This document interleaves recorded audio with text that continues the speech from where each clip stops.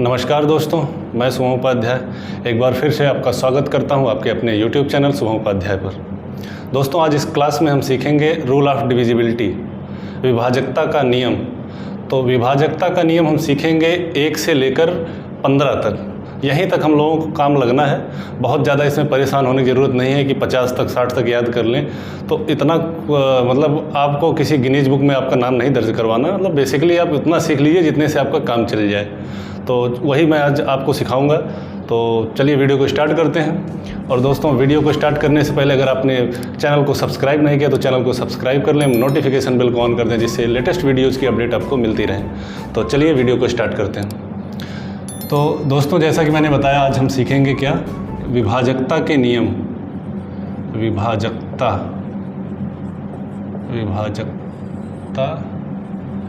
के नियम यानी कि रूल ऑफ डिविजिबिलिटी। ठीक, रूल ऑफ डिविजिबिलिटी आज ये हम सीखेंगे, रूल ऑफ डिविजिबिलिटी सीखेंगे। तो रूल ऑफ डिविजिबिलिटी में सबसे पहले मैं शुरू करूँगा कि 1 से तो बताने की कोई ज़रूरत ही नहीं, लगभग आप सभी जानते होंगे 1 से सारी संख्याएं विभाजित होती हैं। तो आप देखिए 2 से सबसे पहले स्टार्ट करिए। इस विभाजकता के नियम में 2 से विभाजित होने वाली कौन कौन सी संख्याएं होती हैं। 2 से तो 2 से वे संख्याएं विभाजित होती हैं जो सम होती हैं।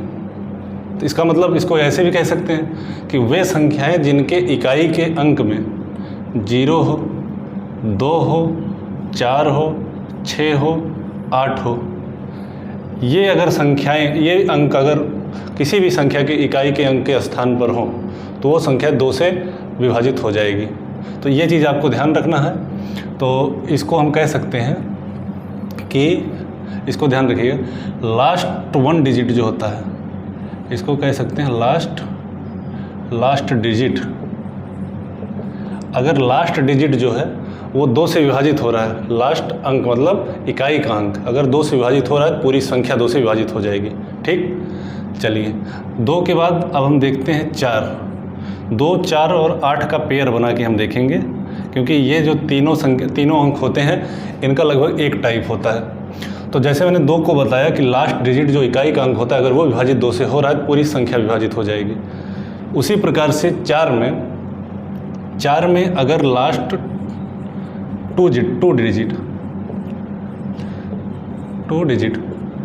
अगर लास्ट 2 डिजिट अगर ये विभाजित हो रहे हैं, मतलब इकाई का अंक और दहाई का अंक ये दोनों मिला के अगर ये विभाजित हो रहे हैं, तो समझ लीजिए कोई संख्या 4 से विभाजित हो जाएगी। जैसे मान लीजिए कोई संख्या है, ये है 3248 है, 3248 है। अब आप इसमें क्या देखेंगे, पूरी संख्या विभाजित करने की ज़रूरत नहीं है। आप यही लास्ट के 2 डिजिट देखिए, ये देखिए 4 से कट रहा है कि नहीं कट रहा है।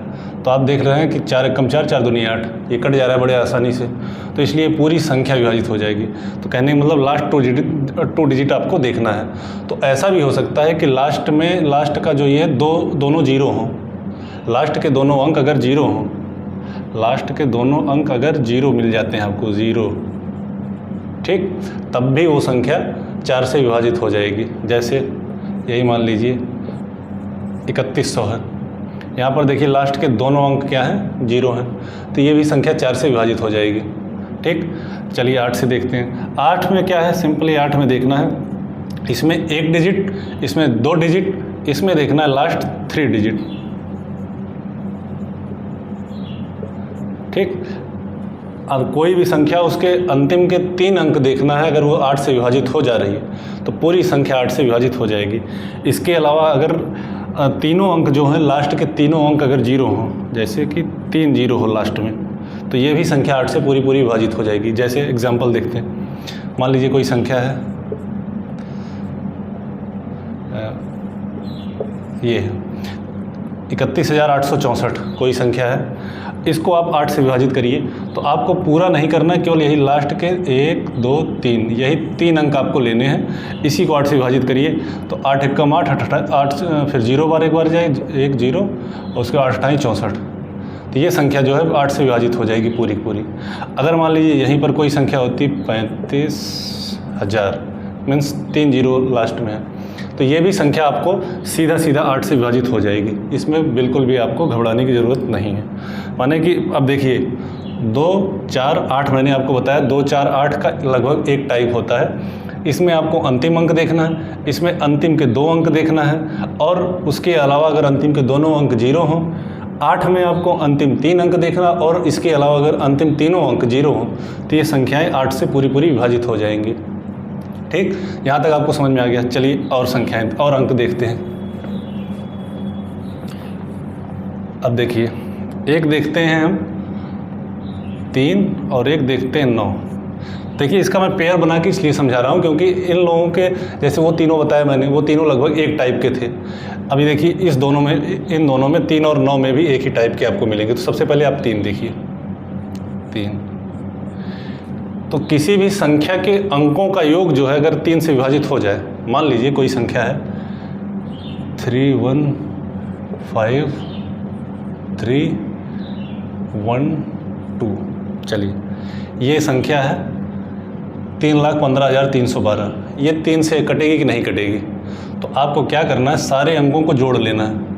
इसको जोड़ लीजिए, 3 + 1 + 5 + 3 + 1 + 2 कितना हो गया? 3, 1, 4, 5, 9, 3, 12, 13, 2, 15। ये हो गया 15। अब ये जो जोड़ है इसको 3 से विभाजित करिए। 3 से देखिए, 3 से कट गया, 3 × 5 = 15। तो ये पूरी संख्या 3 से कट जाएगी। कहने का मतलब अगर किसी संख्या के अंकों का योग अगर 3 से कट जा रहा है तो पूरी संख्या 3 से कट जाएगी। सिंपल सा है। कोई भी संख्या आप हो उसके सारे अंकों का योग कर लीजिए, जो योग आए उसको 3 से भाग दे दीजिए, अगर कट जाता है पूरी संख्या 3 से कट जाएगी। चलिए इसी प्रकार 9, सेम कहानी 9 में भी करना है कि सारे अंकों का योग जोड़ लेना है। अगर वो 9 से कट जा रहा है तो पूरी संख्या 9 से कट जाएगी। ठीक, चलिए देखते हैं। जैसे मान लीजिए कोई संख्या है 7, 1, 8। ये संख्या है 7, 2, 9, 18। ठीक, ये संख्या है। अब इसको देखिए आप 9 से चेक करिए। तो इसके पहले अंकों का योग कर लीजिए, 7 + 2 + 1 + 8। 7, 2, 9, 1, 10, 8, 18। 18 को 9 से भाग दीजिए तो ये 9 से कट गया। ठीक, इसी प्रकार ये संख्या भी 9 से कट जाएगी। चलिए चेक कर लीजिए, अगर आपको चेक करना हो। 72, 18/9 ये हो गया 9, 8, 72, एक 0 बार, 9 दूनी 18, 802 बार गया ना। तो इस प्रकार से 3 और 9 के नियम होते हैं। 9 में भी अंकों का योग करके 9 से काट देना है, 3 में अंकों का योग करके 3 से काट देना है। चलिए अब आपको क्लियर हो गया, 2, 4, 8, 3, 9 का क्लियर हो गया। अब देखिए 5 का, 5 से संख्याएं कैसे कटती हैं? 5 का तो आप जानते होंगे, सबसे सिंपल है। इकाई के अंक में अगर 0 और 5 आपको कहीं मिल जाए तो पूरी संख्या कट जाएगी। मान लीजिए इकाई का अंक अगर 0 या 5 हो तो पूरी संख्या 5 से कट जाएगी। कोई भी संख्या, कितनी भी बड़ी संख्या हो, 3, 8, 2, 0, 1, 5, ये संख्या है, कुछ नहीं करना है। अगर 5 है तो कट जाएगी। कोई संख्या है, ये यहाँ पर आप इकाई का अंक देख रहे हैं 0 है तो पूरी संख्या 5 से कट जाएगी। चलिए 5 का क्लियर हो गया। 6 का देखते हैं। 6 का, अब देखिए 6 को अगर हम इसके अभाज्य गुणनखंडों में लिखना चाहें तो इसको हम लिखेंगे 2 × 3। ये इसके अभाज्य गुणनखंड है। अभाज्य भाज्य आप जान ही गए होंगे। मैं अब अभाज्य और भाज्य की एक वीडियो बना चुका हूँ, लिंक आपको डिस्क्रिप्शन में मिल जाएगा, अगर आप देखना चाहें तो उसको देख सकते हैं। तो इनके अभाज्य गुणनखंड कर देंगे तो आपको आया 2 और 3। तो आपको देखना कोई संख्या अगर 2 और 3 दोनों से कट जा रही है, ये नहीं केवल 2 या केवल 3 से, दोनों से। अगर कोई संख्या 2 और 3 दोनों से कट जा रही तो पूरी संख्या 6 से कट जाएगी। चलिए देखते हैं। जैसे मान लीजिए कोई संख्या है 6, 1, 5, 8, 1, ये 6, 1, 7, 5, 12, 8, 20, 21, 21, ये एक संख्या है। अब इस संख्या को आपको देखना है 6 से कटेगी कि नहीं कटेगी। तो आप क्या करेंगे, सबसे पहले देखिए 2 से कटेगी कि नहीं। आप देखते हैं इकाई के अंक पे 2 है तो ये आराम से 2 से कट ही जाएगी। अब आपको देखना है 3 से कटेगी कि नहीं। 3 से मैंने आपको बताया कि संख्या अंकों का योग निकाल लेना है, तो इसका योग निकाल लीजिए। 6, 1, 7, 5, 12, 8, 20, 20 एक 21, एक 22, 22 2 24, तो ये आ गया 24। अब देखिए 3 से कटेगी कि नहीं, 24 3 से आराम से कट जाएगा, 3 8 24, तो ये संख्या पूरी 3 से कट जाएगी। तो ये आया कि 2 से भी कट जाएगी, 3 से भी कट रही है। तो जो संख्याएं 2 और 3 दोनों से कटेंगी तो 6 से भी कट जाएगी, ये संख्या 6 से कट जाएगी। ठीक, इसी प्रकार से कोई भी संख्या आपको मिले, अगर वो 2 और 3 से कट रही तो वो संख्या 6 से कट जाएगी। ठीक, चलिए अब देखिए, अब एक संख्या, एक अंक आता है 7। 7 में थोड़ा सा समझिएगा, 7 में कैसे कटेगा, ये थोड़ा सा टेक्निकल है। मान लीजिए कोई संख्या है ये 3472, तो इसको आपको चेक करना है 7 से कटेगी कि नहीं कटेगी। तो इसमें क्या करना है आपको, आप सिंपली केवल ये करिए कि जो इकाई का अंक है, इकाई का अंक और उसके बाद जो बची हुई संख्या, इन दोनों को अलग कर लीजिए। इकाई के अंक के बाद जो संख्या बचती है इसको यहाँ लिख लीजिए 347। अब जो इकाई का अंक है इसका 2 गुना करके इसमें से घटा दीजिए, माइनस इकाई का अंक क्या है 2, तो इसका 2 गुना कितना हो गया 4। इस संख्या को इसमें से घटा दीजिए, ये आपका कितना आ गया 343। ठीक, अब इसको चेक कर लीजिए 7 से कटती है कि नहीं कटती है। मान लीजिए आपको अभी भी नहीं समझ में आ रहा है कि संख्या कटती है कि नहीं कटती है, तो यही सेम प्रोसेस जो यहाँ पर आपने किया इसमें भी करना है। इसमें भी यही करना है कि इकाई का अंक का 2 गुना करके शेष बची हुई संख्या में से घटा देना है। तो इकाई का अंक क्या है 3 का 2 गुना कितना हो गया 6, इसको घटाना है किस में से, बची हुई संख्या 34 में से। तो 34 में से जब आप इसको घटाएंगे 6 को तो आएगा 28। अब देखिए 28 7 से कटता है कि नहीं कटता, तो 7 चौक 28 कट जा रहा है, तो इसका मतलब पूरी संख्या 7 से कट जाएगी। ठीक, ऐसी बड़ी संख्याओं में तब तक यही प्रोसेस अप्लाई करते रहेंगे जब तक हमको 7 से कटने वाली छोटी संख्या ना मिल जाए, जिसको हम आसानी से समझ जाएं कि संख्या 7 से कट जाएगी। ठीक, तो देखिए मान लीजिए एक संख्या, एक छोटी संख्या देखते हैं, मान लीजिए कोई जैसे 343 देखते हैं। ये 343 तो हम देख चुके। चलिए मान लेते हैं कोई संख्या है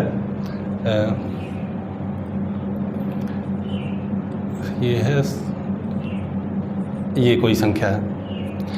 इस संख्या को हमको देखना है 7 से कटेगी कि नहीं कटेगी। तो सबसे पहले हमको क्या करना है, जो इकाई का अंक है इसका 2 गुना करके बची हुई शेष संख्या में से घटा देना है। तो बची हुई शेष संख्या क्या है 28। 28 में से 7 का 2 गुना करके घटा दीजिए 14, 7 दूनी 14। तो ये संख्या कितनी आई, 28 में से 14 गया 14। 14 देखिए 7 से कटेगी नहीं, कट जाएगी, तो ये पूरी की पूरी संख्या 7 से कट जाएगी। तो इसमें आप नोट करना चाहें तो नोट कर सकते हैं। किसी भी संख्या अगर 7 से चेक करना हो, उसका विभाजिता का नियम चेक करना हो, तो इकाई का अंक 2 गुना करके शेष बची हुई संख्या में से घटा देंगे। और ये प्रक्रिया तब तक करते रहेंगे जब तक हमको 7 से विभाजित होने वाली छोटी संख्या ना मिल जाए, जिसको हम आसानी से चेक कर लें कि 7 से कटेगी या नहीं कटेगी। ठीक, चलिए ये चीज़ें आपको क्लियर हो गई। तो अब आपका बचता है क्या 10। अब 10 से तो मैं समझता हूँ आपको बताने की ज़रूरत नहीं कौन सी संख्या कटती है, फिर भी जान लीजिए कि कोई भी संख्या अगर उसके इकाई के अंक में अगर आपको 0 दिख जाता है, इकाई अगर 0 है इकाई की जगह पर, तो वो संख्या 10 से आराम से कट जाएंगी। आप काटते भी होंगे, मान लीजिए कोई संख्या रहती होगी 3200, अगर आप कैलकुलेशन करते होंगे नीचे अगर 10 मिल जाता है तो आप सीधा सीधा ऐसे ही काट देते हैं। इसका मतलब जो इकाई के अंक में अगर आपको 0 मिलता है तो संख्या 10 से आराम से कट जाएगी। चलिए ये हो गया, आगे बढ़ते हैं। अब देखिए 11 से विभाजित होने के क्या नियम होते हैं। 11 में क्या करना है, इसमें जो है किसी संख्या का जो एकांतर अंक जो होते हैं उनका योग करके घटा दीजिए। जैसे उदाहरण समझिए, मान लीजिए 9 8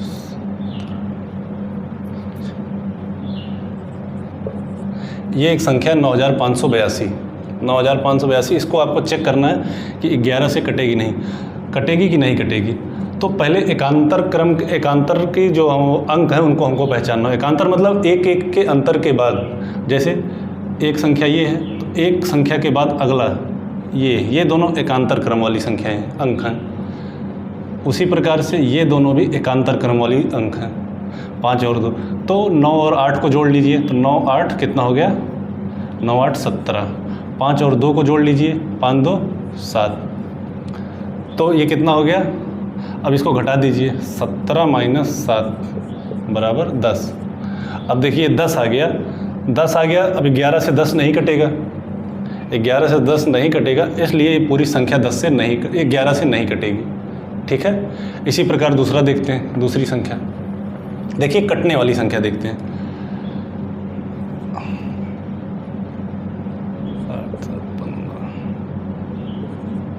एक संख्या है 8371, 8371 है। इसको आपको देखना है ये 11 से कटेगी कि नहीं कटेगी।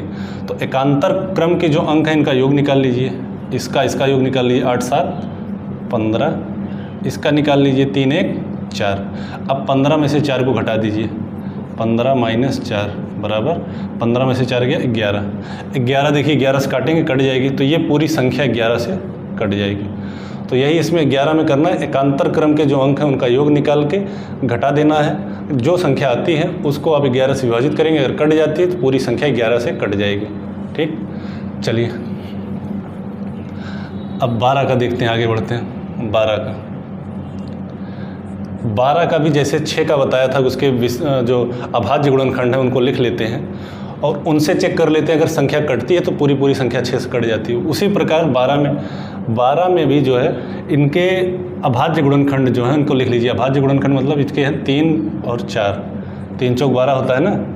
तो अब आप देखिए 3 और 4 से जो संख्याएं कट जाएंगी, 3 और 4 दोनों से जो संख्याएं कट जाएंगी वो 12 से संख्या कट जाएगी। कोई भी संख्या हो जो 3 और 4 दोनों से कटती हो तो वो संख्या 12 से कट जाएगी। ये चीज़ आपको ध्यान देना है। उसको एक बार 4 से चेक कर लीजिए, फिर 3 से चेक कर लीजिए। 4 से आपको पता है लास्ट के 2 डिजिट देखना है, अगर 4 से कटती है तो पूरी संख्या कट जाएगी। 3 से आपको क्या करना है, अंकों का योग निकाल लेना है संख्या के, उसको अगर 3 से काटते हैं कट जाती है तो पूरी संख्या 3 से कट जाएगी। तो उस प्रकार की संख्या 12 से भी कट जाएगी। ठीक, चलिए अब देखते हैं 13 से। 13 का क्या नियम होता है? 13 का क्या नियम होता है? 13 में 7 की ही तरह से इसमें भी थोड़ा सा लगता है, लेकिन इसमें क्या है कि देखिए एग्जाम्पल के माध्यम से समझाते हैं आपको। तो मान लीजिए कि एक संख्या है, ये है 1612, एक संख्या है 1612। इसमें क्या करना है, जो इकाई का अंक है इसका 2 गुना करना है, 4 गुना करना है। 7 वाली जो संख्या 7 से विभाजित होती थी उसमें इकाई का अंक का 2 गुना करना रहता था। 13 में इकाई का अंक जो है इसका 4 गुना करना है। जैसे देखिए, और बाकी जो संख्या इसको लिख लीजिए 161, ये इसका 4 गुना कर दीजिए, 2 का 4 गुना, 2 × 4, 4 दूनी 8।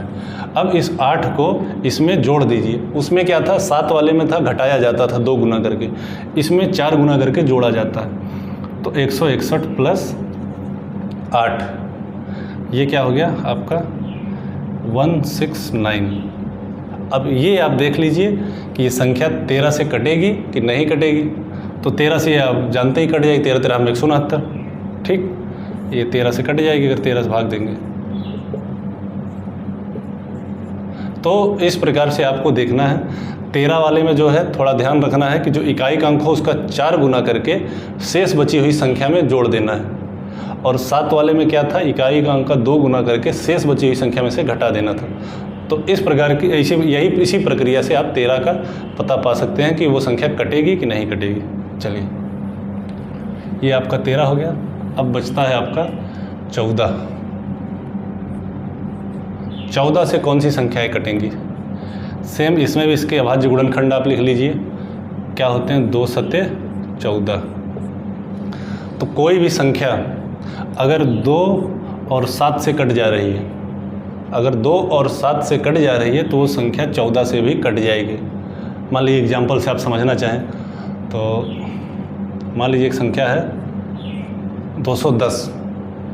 अब देखिए संख्या 2 से कटती है, बिल्कुल कटती है, क्योंकि इसके इकाई के अंक पे 0 है। तो जिस संख्या के इकाई के अंक पे 0 2 4 6 8 होता है तो 2 से कट ही जाती है। 7 से चेक कर लीजिए, 7 तरीके 21 30 आ जाएगा, 7 से भी कट जा रही। अगर 2 और 7 से दोनों से कट जा रही है तो संख्या 14 से भी कट जाएगी, तो ये 14 से भी कट जाएगी। ठीक, इस प्रकार से 14 का आप चेक कर सकते हैं 2 और 7 के माध्यम से। अब बचता है आपका 15। 15 से कोई संख्या अगर आपको देखना है तो आप क्या करेंगे? तो 15 से देखने के लिए आपको करना क्या है, इसका भी अभाज्य गुणनखंड लिख लीजिए 3 × 5, 3 × 5 = 15। कोई संख्या अगर 3 और 5 दोनों से कट जा रही तो पूरी पूरी संख्या 15 से भी कट जाएगी। ठीक, मान लीजिए एग्जाम्पल लीजिए, मान लीजिए संख्या है